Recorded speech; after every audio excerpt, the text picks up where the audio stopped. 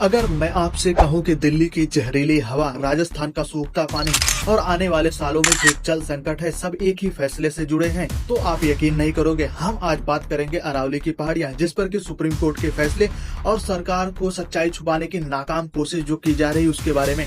अरावली लगभग 150 साल पुराना है और इसका क्षेत्रफल 1,43,000 वर्ग किलोमीटर है, जो कि 37 जिलों को जोड़ता है। दिल्ली, हरियाणा, राजस्थान, गुजरात तक यह फैला है। अरावली सिर्फ पहाड़ियां नहीं है, यह नॉर्थ इंडिया का एसी सिस्टम है।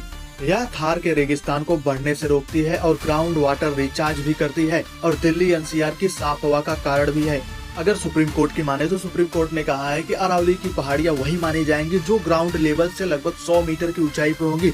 लेकिन यहाँ सबसे बड़ी प्रॉब्लम यह है कि 100 मीटर से ऊंची सिर्फ 10% ही पहाड़ियां हैं। बाकी सारी 80 से 90% जो पहाड़ियां हैं वो 100 मीटर से नीचे की हैं। तो ये जनता को बस गुमराह करने की कोशिश की जा रही है। नियमों और कानूनों के द्वारा लॉलीपॉप दिया जा रहा है। फॉरेस्ट सर्वे ऑफ इंडिया की माने तो टोटल हिल फॉर्मेशन 12,000 प्लस है, जिसमें से केवल 8 या 9% ही है जो 100 मीटर से ऊपर के हैं।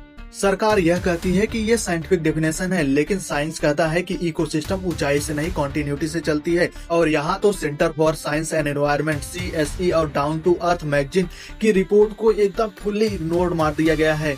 ये पॉइंट बहुत ध्यान से सुनिए। हरियाणा, राजस्थान 2010 से 2025 तक 25,000 से ज्यादा अवैध खनन, जिसमें से 10 या 12% लोगों पर ही FIR हुआ है।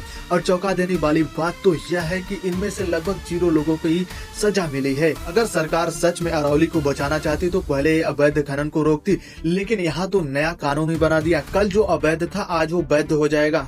इन सभी का सिर्फ एक ही मतलब है, माइनिंग कंपनियां, रियल एस्टेट बिल्डर्स और क्रशर यूनिट और पॉलिटिकल बिजनेस नेक्सस, इन सभी को फायदा पहुंचाना है। सरकार कहती है कि माइनिंग सिर्फ 0.19% एरिया पर ही होगी, लेकिन यह सिर्फ नए लीजेस के लिए है, जो पुराने लीजेज और एक्सपेंशन को शामिल नहीं करता। और 0.19% वाला नंबर दूसरा लॉलीपॉप है।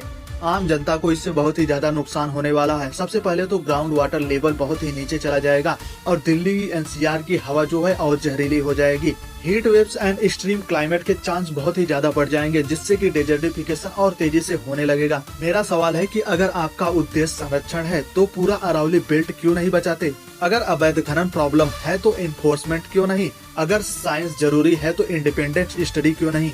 अगर सवालों के जवाब नहीं होते तो इरादे साफ सामने आ जाते हैं। आज अरावली को डेफिनेशन से मारा जा रहा है, कल इसे डेवलपमेंट कहा जाएगा और परसों साफ हवा सिर्फ बच्चों को किताबों में मिलेंगी। तो इस वीडियो को जितना हो सके शेयर करिए और सवाल पूछिए, क्योंकि फ्रीडम ऑफ स्पीच आपका फंडामेंटल राइट्स है। चैनल को सब्सक्राइब जरूर कर देना और कमेंट जरूर करना कि नेक्स्ट किस टॉपिक पर वीडियो बनाया जाए।